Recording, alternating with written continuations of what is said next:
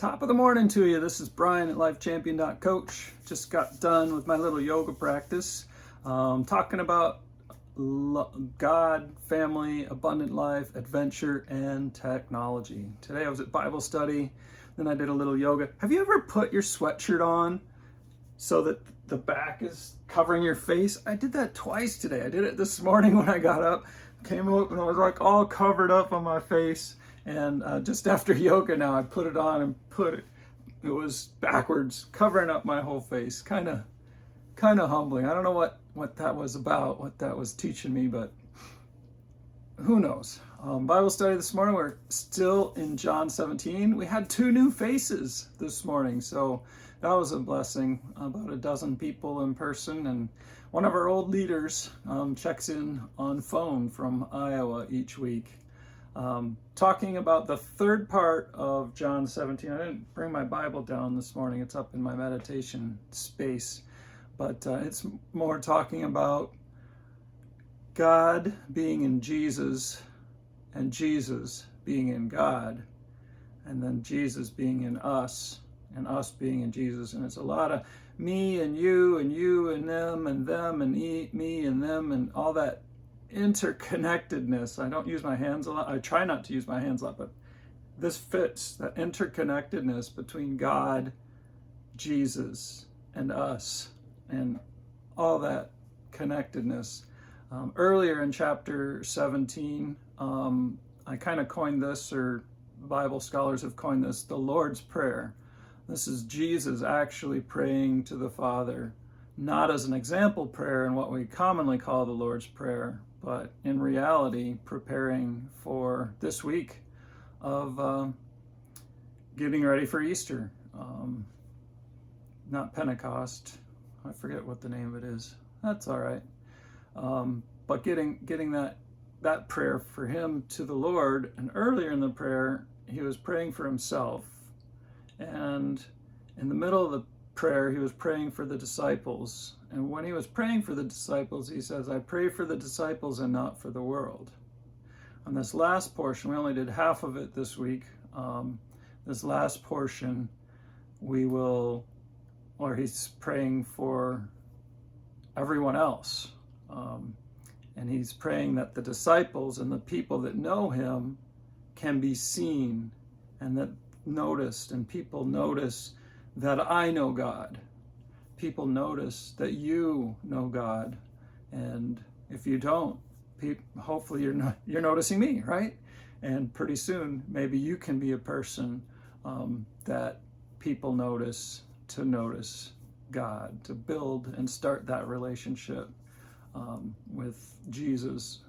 And we got into a destiny discussion again today, and we've talked about how can God know who's chosen and who's not, and how can we live a life being chosen or not chosen and not think it's predestined. And there was an analogy today that didn't go all the way to God, but it went to the Father, us as fathers, our leaders of our family. And he talked about when the Interstate 35 bridge collapsed in Minneapolis, St. Paul, how as a example, if he was a father that could see the bridge collapse over here and the daughter over here heading towards that, not paying attention at a high rate of speed, no other cars in the way because it already collapsed, how he would continually be trying to get the attention of that daughter before they fall in the pit, before they fall off the missing bridge. And how we know as parents, because we have more wisdom, more experience, well, we can have more wisdom, more experience about that missing bridge and get their attention.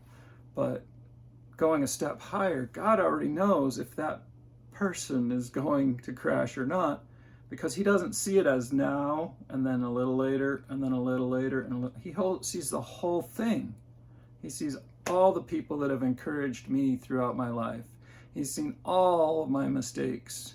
He's seen all of my decisions. He's seen me go through baptism and growing up and confirmation and not coming to him, but publicly going through a ceremony, and finally, in a later season of life, coming to him as my Lord and Savior, and living the rest of my life still making mistakes, still sinning, but still repenting and coming back to him and saying, I'm sorry, and sanctify me and make me better. Sanctify, that was the other word that came out and we spent a little time on. So whether you're chosen or not, God already knows, but I encourage you to take that step now and be chosen. It's your choice. He knows who's chosen because he knows the whole story. He knows he's on every page of the book. And my mind and my human body can only experience this page today, right now, talking to you, recording this to share with others. Sanctify means to set apart. And then that process of being set apart and what happens by being set apart. How we want to be set apart from the world, but still live in the world. So we want to be noticeable. When we're noticeable, we're going to screw up. So many people think they need to be good before they come to church, which isn't the case. Some people think you need to be good before you come to our Bible study and share. You don't. You need to want something else. You need to be yourself. Be who you are. First, our pastor gave a series last year, and a lot of times churches get this backwards, but the way he put it was he turned it on their heads and said, first you belong, and then you begin to believe, and then you start behaving or changing your behavior. The world and people outside of the church, and some churches even inside the church, think first you have to behave, and then you start to believe, and then you can belong. But God has it the other way. Our pastor presented it beautifully. He said, first, you belong. God, I belong. I belong to you. And then I believe.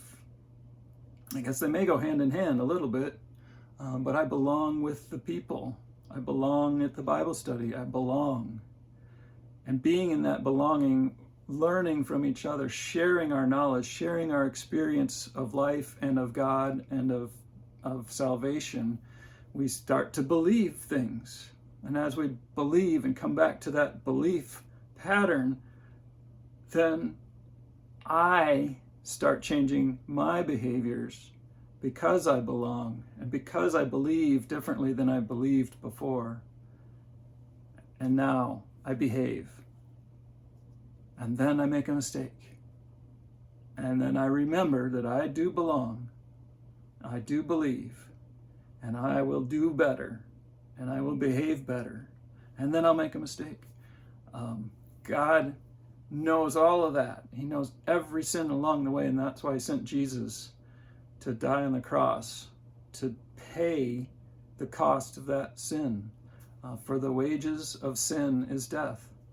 Next Friday, Good Friday, we memorialize that day on the cross, where on one side of Jesus there was a man, and on the other side of Jesus was a man. Both convicted criminals, both hanging to die. One arrogant, proud, questioning, challenging, Lord, if you are the Lord, save us, get us out of here, let's go party. The other saying, you are the Lord. I belong here, you do not belong here. And Jesus turned to that man and said, today you will see me in paradise. So, thank you for visiting with me, sharing your time with me, consuming this content. Hopefully it lets you know that you belong and you can find a place to belong with fellow believers and work on what you believe and Maybe you're behaving perfectly well and you don't need any behavior modification. I know I'm not, and I need that. I need to modify my behavior. But I don't want to do it. You don't want to do it when it's thrust on us from the outside. But when we come into a relationship, a group where we belong, and we listen and we participate and we grow relationships and friendship and connectedness, iron sharpens iron, we believe. We test our beliefs with others. And then those beliefs change the world. They change ourselves. They change our family, our community, our job, change the world one at a time. My name's Brian. Thank you for visiting. If you're in Hermantown, join us next Tuesday. There's a special side light before we finish John 17. Just a testimony story about a homeless person in the blood. And I'm not sure what it is. I'm excited. I'm kind of eager to be there next week. So if you haven't joined us before, come join us next week. Tuesday morning, 6:30 a.m. at Valentini's. You be blessed for the third time. It's Minnesota nice, right? You got to say goodbye 3 times. You be blessed. Oh, no, that's 4. I ruined it all. Have a wonderful day.